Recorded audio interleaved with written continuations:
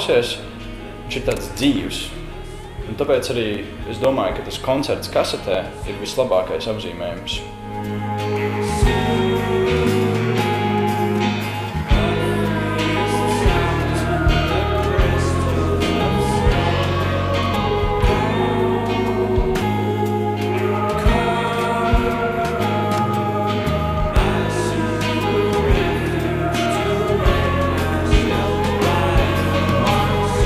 Tad šis kasešu koncepts ir tāds, ka mēs viņus limitētā skaitā dodam cilvēkiem, un šie cilvēki viņi noklausās un dod tālāk saviem draugiem, kuri vēlas šo kasetu dabūt un ir gatavi arī no viņas pēc noklausīšanās atteikties un padot tālāk. Koncerts, tas ir kaut kas vienreizējs, ko tu nevari dabūt, ja tu arī pie viņa tiksi, tad, ja tu būsi tik labs un pados tālāk, tad tā tev paliks tāda viena pieredze, un tu viņus noklausījies kā koncertu, un tu viņu vairāk īsti atpakaļ nedabūsi. Ja ir laba ideja, tad, protams, vajag arī labu un spēcīgu mūziku, kas stāv tam visam aizmugurē. Es domāju, to mēs arī būsim panākuši.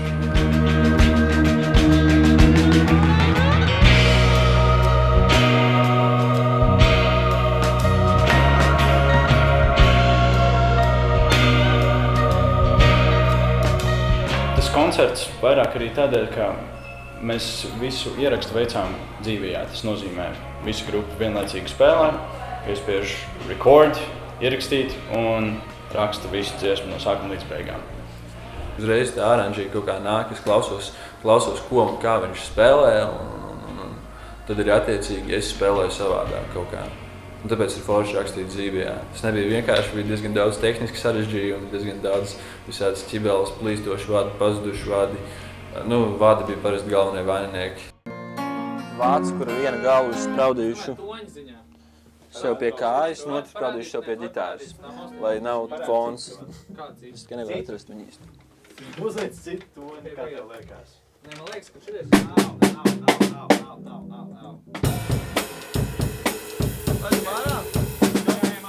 Kā tas viss radās? Tātad mēs ar Albertu sākām ļoti agri bērnībā jau taisīt kaut kādus sastāvus, kas bija ļoti sūdīgi. Principā mēģinājumi norisinājās tā, ka reiz mēs bijām 3, reiz mēs bijām 4, viens džeks spēlēja tikai basu, bet viņš arī nespēlēja basu. Un mēs nobijām čipšus, mēs nobijām kolu. Tad tas bija diezgan liels pasākums, kā mēs to visu pērkam. Pēc mēs tur ceļām kaut kur gājām, principā kāds 2 stundas tas. Tad mēs atnākam, uzliekamies, mēs ēdam čipšus, dzeram kolu, mēs varētu iziet laukā, kaut ko tur paskraidīt apkārt. Tad mēs tur pamēģinām paspēlēt, tā kā, it kā kaut kas tur skan, bet paši saprot, ka īsti neskan. Bet tad mēs izējām laukā, aizējām vēl pēc čipšiem. Un, jā, pa lielam tas ir viss, kā mēs tā kā mēģinājām.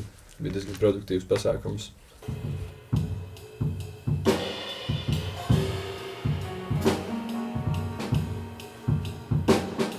Šo mēs ierakstījām Drūgas vidusskolā. Tā ideja radās no tā, ka mēs ar Albertu tur mācījāmies. Mums ir tāda maza telpa pagrabstāvā, kur mēs principā varam iet un spēlēt un rakstīt un darīt principā jebko, ko mēs gribam. Ļoti laba pieredze, krietni labāk nekā tu aizies uz studiju, samaksā naudu un viens džeks kaut ko izdara un tu neko nesaproti, ko viņš dara. Edvard, paspēl tu, Edvard, tikai Edvards tikai. Ir baigi forši, ka jūs vienkārši paši ņemat un peraties, un mēs paši ņemam un peramies. Un, mēģinām saprast, kā mēs gribam skanēt, kā mēs varam skanēt, kādas ir opcijas. Vienu dziesmu mēs ierakstījām arī ar Rudolfu parkā.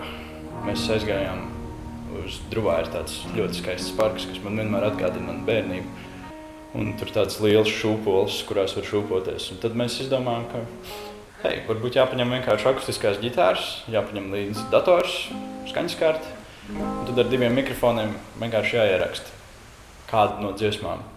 Un mēs izvēlējāmies beigu dziesmu, kas beigās albumā ir sākumā, nevis beigās.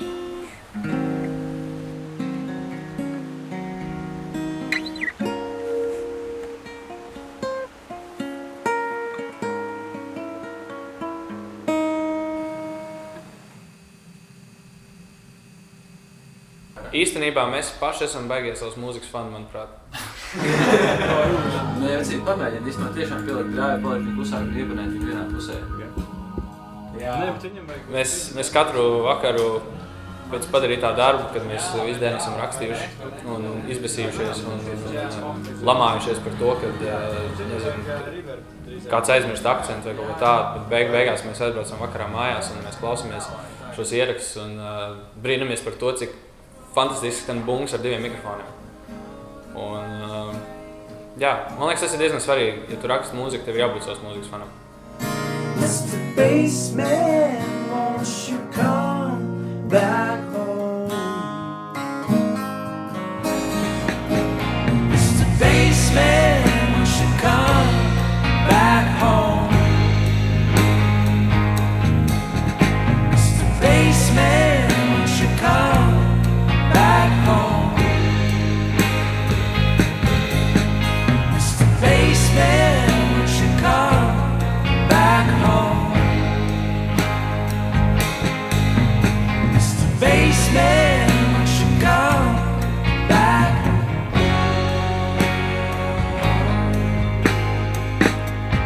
Home.